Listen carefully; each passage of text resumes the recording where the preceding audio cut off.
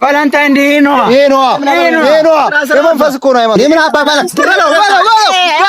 ናቸው? ኢሉሚናቲ ናቸው። ባህላችን ያፈነገጠ ነገር ነው የምትሰሩት። ሙሌ ዛሬ እንዴት ነው እባክህ ሙሌ?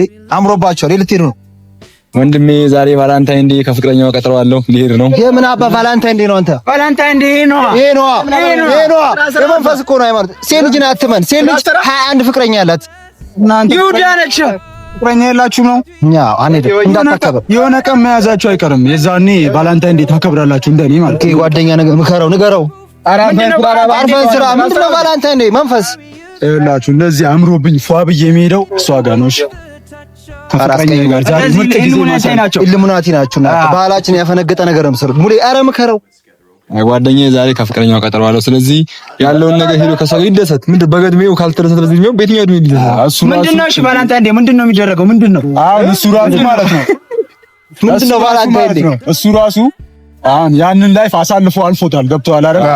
እሱ አልፎታል። እኛ ወይም እናንተ ጊዜያችሁ አልፏል እኮ ስናስቀይማቸው ነው። እናንተ ተሙት። ይሄ ፀጉሩን ይዘን ማፍረጥ ያለብን የምን አባባላ